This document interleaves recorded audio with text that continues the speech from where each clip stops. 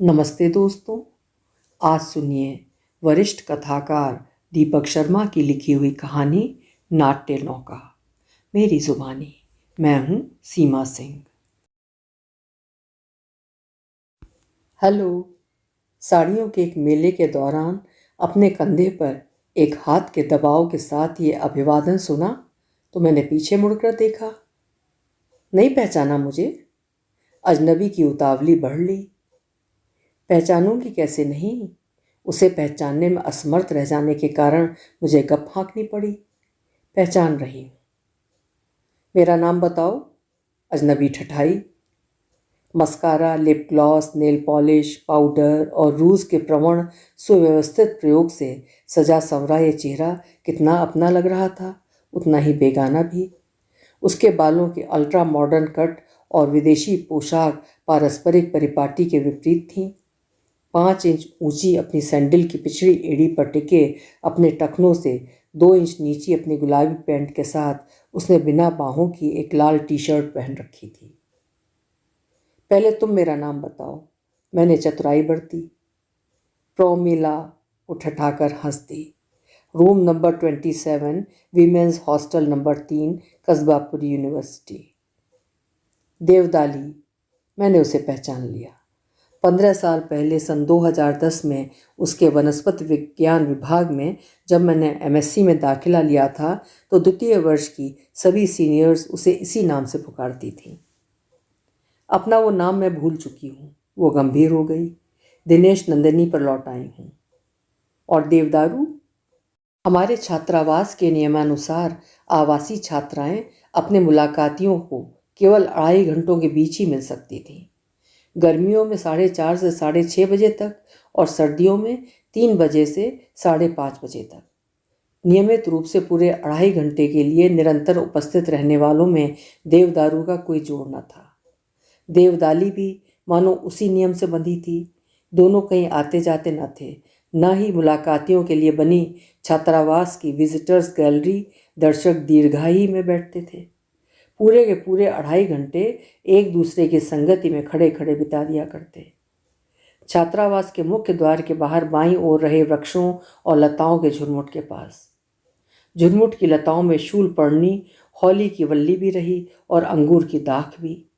लेकिन हमारी सीनियर्स ने दिनेश नंदिनी को पुकारने के लिए वहां फैली अमर बेल देवदाली ही को ऐठा था। इसी प्रकार उस झुरमुट में गोल फलियों वाले अमलतास भी थे और द्विफली मेपल पेड़ भी, शंकुधारी रेडवुड भी और लंबे पॉपुलर भी। लेकिन उन्हें उस बेजोड़ विजिटर के लिए सबसे ऊंचा खड़ा नोकदार देवदारू ही सर्वोपयुक्त लगा था। वो प्रकरण अब एक त्रासदी का नाम है। दिनेश नंदिनी गंभीर हो चली। उसे छोड़ो, अपनी कहो।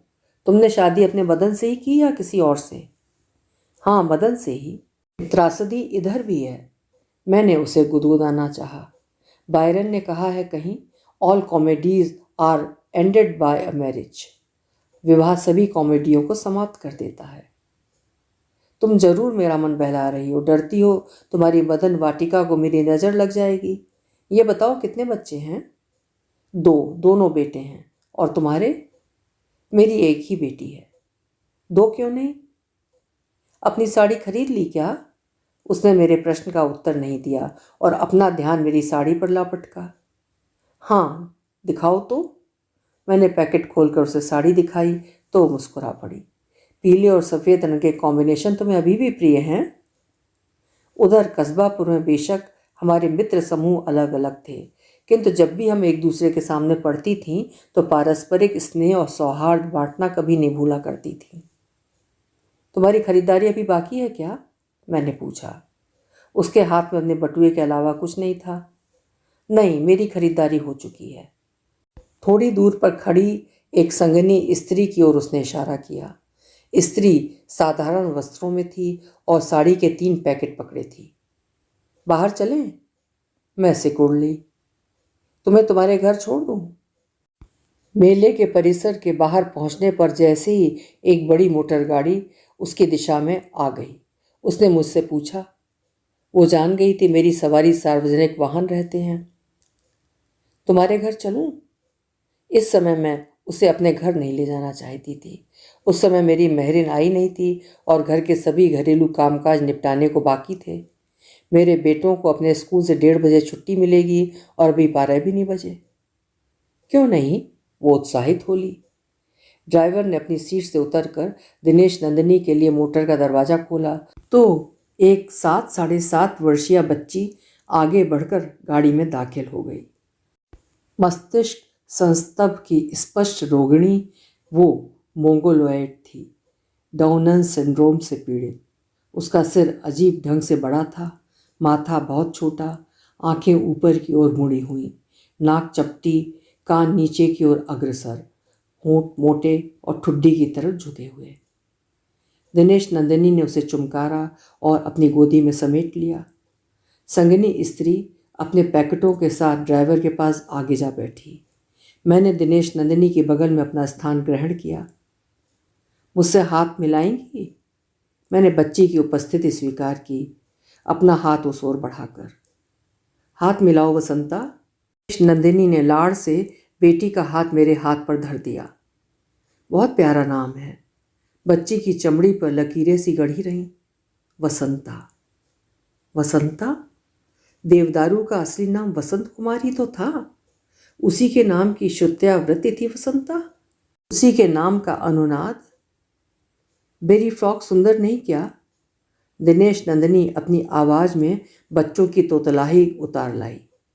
पूछो आंटी से पूछो, मेरी फ्रॉक प्यारी नहीं क्या? फ्रॉक तो बहुत ही प्यारी है। मैं समझ गई वर्तमान संगति में वसंत कुमार और वसंता को वार्तालाप की समोच्च रेखा से दूर रखना अनिवार्य था। और ये नीला रंग आप पर फबता भी बहुत है। बच्ची ने अपना हाथ मेरे हाथ से अलग खींच लिया। अंदर जाते ही पहले लॉन दिखाई दी, जिसकी ताज़ा कटी घास गहरी रही थी और क्यारियों में लगे फूल विविध रंगों के।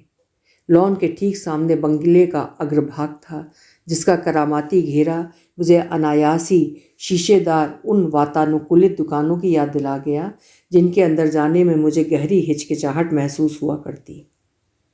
गाड़ी से नीचे उतरते ही बच्ची लॉन के दूसरे सिरे की ओर दौड़ गई। तुम बेबी का ध्यान रखो जमुना। नंदिनी ने संगिनी स्त्री के हाथ से साड़ी के पैकेट ले लिए।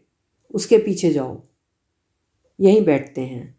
सामने दिखाई देने वाले भव्य उसके ड्राइंग रूम में अपने कदम न ले जाकर मैंने लॉबी नुमा प्रतीक्षा कक्ष ही में रोक लिए। जीजी की पसंद मिल गई है मम्मा। दिनेश नंदिनी वहीं से एक कमरे की दिशा में चिल्लाई। तुम कुछ सोच कर लेने जाओ और फिर वो ना मिले, असंभव। 55 और 60 के बीच की उम्र की एक प्रौढ़ा वहीं लॉबी में चली आई। उन्होंने एक डिज़ाइनर सलवार सूट पहन रखा था और उनके बाल भी आधुनिकतम कटे हुए थे। उनका चेहरा भी दिनेश नंदिनी के चेहरे की तरह पूरा मेकअप पहने था। आप साड़ी देखिए मम्मा। दिनेश नंदिनी ने साड़ी के पैकेट लॉबी के लंबे सोफे पर टिका दिए। मैं पीने के लिए कुछ लाती हूँ। जमुना उधर वसंता के पास गार्डन में है। वसंता और हमारा गार्डन? प्रौढ़ा मेरी ओर देखकर स्वागत मुद्रा में मुस्कुराई। इनसेपरेबल। मैं दिनेश नंदिनी की पुरानी सहेली हूँ, प्रमिला। मैंने प्रौढ़ा को अपना परिचय दिया। अपनी तरंग में दिनेश नंदिनी उन्हें मेरा परिचय देना भूल गई थी। मैं उसकी सास हूँ। आपका बंगला बहुत सुंदर है, अभी हाल में बनवाया है। लॉबी से दिखाई दे रहे ड्राइंग रूम की लंबी ऊंची खिड़कियों के शीशे इतने पारदर्शी थे कि उनके होने का एहसास ही नहीं हो रहा था, और लॉबी के फर्श का संगमरमर इतना चमकीला था मानो रगड़ाई की मशीन उस पर पिछले ही दिन चलाई गई हो। ये सवाल पूछने वाली तुम पहली नहीं हो, प्रौढ़ा हंसी। यहाँ जो भी पहली बार आता है यही पूछता है। सच बताऊं, हमारा बंगला 8 साल पुराना है। अपने बेटे की शादी पर बनवाया था, और जो यह इतना नया लगता है सो सब दिनेश नंदिनी के हाथों का चमत्कार है। इसकी पूरी चमक दमक उसी की मेहनत की बदौलत कायम है। हर रोज़ 3 घंटे सुबह और 2 घंटे शाम को वह इसी को सजाने संवारने में गुजारती है। मैंने गलत सुन रखा था? उन्हें प्रसन्न रखने की चेष्टा के अंतर्गत मैंने कहा। एक अच्छी और बुरी गृहिणी में केवल 1 घंटे का अंतर होता है। क्यों? हाथ में ट्रे लिए दिनेश नंदिनी हमारे पास पहुंच गई थी। वो एक लॉ ऑफ हाउसवर्क है ना, उसकी बाबत नहीं सुना तुमने? It expands to fit the time available plus half an hour, so obviously it is never finished. अर्थात समय की उपलब्धता को देखते हुए घर का काम जितना विस्तार पाता है उसमें आधे घंटे का जुड़ना अनिवार्य है, और ये प्रत्यक्ष है, वो कभी भी खत्म नहीं हो सकता। यही तो। प्रौढ़ा जोर से हंस पड़ी। उधर हमारे पंजाब में भी एक कहावत है, कंठी वाला आ गया पहुना, नी माए तेरे कम नहीं मुक्के। मतलब कंठी पहने पहुना आ पहुंचा है, लेकिन माँ काम तेरे अभी तक खत्म नहीं हुए। लो जूस लो। दिनेश नंदिनी ने सबसे पहले प्रौढ़ा के हाथ में गिलास थमाया, फिर मेरी ओर बढ़ाई। Thank you. गिलास लेकर मैंने पास पड़ी एक साइड टेबल पर उसे टिका दिया। देखिए मम्मा, दिनेश नंदिनी अब साड़ियों के पैकेटों पर लौट आई। जीजी के लिए क्या उम्दा चीज़ लाई हूँ। पैकेट का डिब्बा खोलकर उसने एक साड़ी अपनी सास की गोदी में रख दी। चिकनकारी में कामदानी और जरदोजी वर्क, रेशमी और सूती धागे के साथ साथ सोने और चांदी के तारों को कैसे ग्लोरी सिल्क में पिरोया गया है। बहुत सुंदर। अपने लिए क्या लाई? पहले अपनी साड़ी देखिए। अब दिनेश नंदिनी ने दूसरा डिब्बा खोला। डस्की ऑरेंज कॉटन पर पारसी गारा थ्रेड वर्क और मोटिफ का जाल। सुंदर, बहुत सुंदर। अपनी कुर्सी से प्रौढ़ा उठ खड़ी हुई। बहू अपनी की गाल चूमने। Thanks a ton. मेरी भी देखिए। दिनेश नंदिनी ने तीसरा डिब्बा खोला। स्वरोस्की क्रिस्टल का इस्तेमाल। दुकानदार बोला, जब इस साड़ी से आप ऊब जाएं तो इन क्रिस्टल को नए सिरे से दूसरी साड़ी में लगवा लीजिए। तुम पर ये खूब फबेगी, मगर तुझे अपने लिए भी चिकनकारी में कुछ लाना चाहिए था। अब मेरी मान, ये बंगलौरी भी तू रख ले। विद्या के लिए ये मोटिफ के जाल वाली रख लेते हैं। कैसी बात करती हैं मम्मा? दिनेश नंदिनी ने सास के गाल चूम लिए। जीजी के लिए जो गिफ्ट लाई हूँ वो सिर्फ जीजी ही के लिए है। हमें भूलना नहीं चाहिए, हमारे परिवार में उन्होंने पहला ग्रैंडसन दिया है। परसों की पार्टी में तू अब यही अपने क्रिस्टल्स पहनना। प्रौढ़ा ने अपनी बहू को अपने अंक में भर लिया। इसके ब्लाउज, पेटीकोट और फॉल का जिम्मा मेरा। थैंक यू मम्मा। दिनेश नंदिनी साड़ियाँ समेट कर उन्हें उनके डिब्बों में वापस धरने लगी। तभी टेलीफोन की घंटी बज गई। मैं देखती हूँ मम्मा। दिनेश नंदिनी ने हाथ का काम छोड़ दिया। आप बैठी रहिए। आप बहुत भाग्यशाली हैं। अपनी बेआरामी दूर करने के लिए मैंने प्रौढ़ा से कहा। उन साड़ियों की कीमत मैं जानती थी, 8,000, 5,000 और 4,500। जबकि दिनेश नंदिनी ने जिस साड़ी के साथ मुझे उस मेले में पकड़ा था उसकी कीमत मात्र 340 थी। आपको बहुत अच्छी बहू मिली है। हेलो। दिनेश नंदिनी की आवाज़ हमारे पास तैर रही थी। बिल्कुल, माथुर्स आ रहे हैं, द्विवेदीज आ रहे हैं, रिजवीज आ रहे हैं, हाँ शुक्लास भी। ओकेजन जब सब इकट्ठा होंगे तो खुलासा करेंगे। इस समय कोई बैठा है, बाद में विस्तार से बताती हूँ। बाय। मैं जानती हूँ मैं बहुत भाग्यशाली हूँ। दिनेश नंदिनी पर की गई मेरी टिप्पणी पर अपनी प्रतिक्रिया प्रौढ़ा ने फ़ोन के रखे जाने पर दी। टेलीफोन वार्ता वो शायद पूरी की पूरी सुनना चाहती थी। 9 सिद्ध। जी। मैंने अपना गिलास खाली किया। टेलीफोन पर दिनेश नंदिनी ने मेरी चर्चा करते समय जैसे ही मेरा संबंध कोई से जोड़कर अपनी पार्टी के आयोजन का कारण बताना टाल दिया था, उस सब से मैं उखड़ गई थी। हीरा का फ़ोन था। दिनेश नंदिनी ने सास की जिज्ञासा तुष्ट की। मैं समझ गई थी। प्रौढ़ा हंसी। तुम बाजार गई थी तब भी उसने पीछे फ़ोन किया था। बहुत सवाल पूछती है। कौन से बाजार गई, क्या लेने गई, किसके साथ गई? मैं अब चलूँगी। मेरी बेआरामी बढ़ गई थी, वहाँ मैं असंगत थी। ठीक है। किसी पूर्वाधिकृत चिंता में डूबती उतरती दिनेश नंदिनी मुझे बाहर ले आई, चुप और गुमसुम। बाहर वसंता लॉन के दूसरे सिरे पर अभी भी खड़ी थी। तभी मैं ठिठक गई। उस सिरे पर पेड़ पौधों का वैसा ही झुरमुट था जो उधर हमारे कस्बापुर के छात्रावास के बाहर था। वही हॉली, अंगूर और घगरवेल की लताएं और अमलतास, मेपल, रेडवुड और देवदार के वही पेड़। दिनेश नंदिनी के दिल में वसंत कुमार निर्वासित कहाँ था? कुछ याद आया क्या? दिनेश नंदिनी भी रुक गई। वसंत कुमार के सिविल सर्विसेज का नतीजा क्या था? सन 2010 के उस दशक में हमारी कस्बापुर यूनिवर्सिटी के लगभग सभी स्नातकोत्तर विद्यार्थी सिविल सर्विस का दम भरा करते थे। दिनेश नंदिनी और वसंत कुमार तो कुछ ज़्यादा ही। दोनों को यकीन था सिविल सर्विस में चुने जाने पर जीवन की दौड़ धपाड़ में साथ साथ दौड़ने के लिए उन्हें पक्की सड़क मिल जाएगी। हम सभी को मालूम था उधर अपने गांव में दिनेश नंदिनी एक बहुत बड़ी हवेली में रहती थी और वसंत कुमार उस हवेली के वाह्यांचल में बनी एक छोटी बस्ती के एक छोटे मकान में।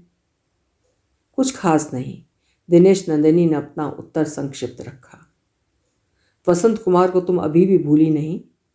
पुरानी मैत्री के संदर्भ में मैंने उसके प्रति अपने सद्भाव को दोबारा स्थापित करने के प्रयास में कहा। उसके अभिशाप से मैं बच नहीं सकती, यह उसका दैवी धिक्कार है। दिनेश नंदिनी वसंता की ओर देख रही थी। तुम्हें जरूर फिर से माँ बन जाना चाहिए। नहीं, तुम बेवजह अपने को यातना दे रही हो, उत्पीड़ित कर रही हो।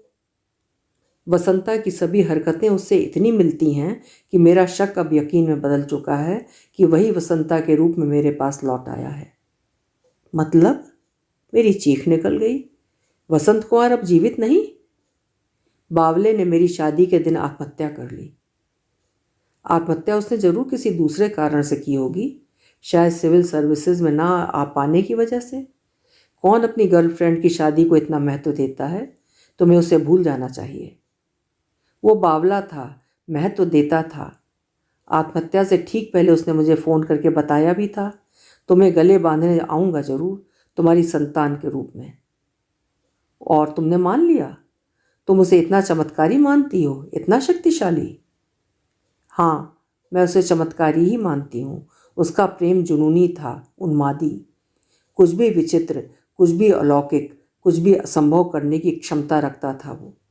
वसंता को मेरे गले उसी ने बांधा है। दिनेश नंदिनी से वो मेरी अंतिम भेंट थी। अपने घर पर उसे बुलाने का साहस मैं जुटा नहीं पाई और उसकी नाट्य नौका में बिन बुलाए सवार होने की मेरे भीतर कोई उत्कंठा रही भी नहीं। अभी आप सुन रहे थे वरिष्ठ लेखिका दीपक शर्मा जी की लिखी हुई कहानी नाट्य नौका। उम्मीद है कहानी आपको पसंद आई होगी। कल फिर मिलेंगे। आपका समय शुभ हो।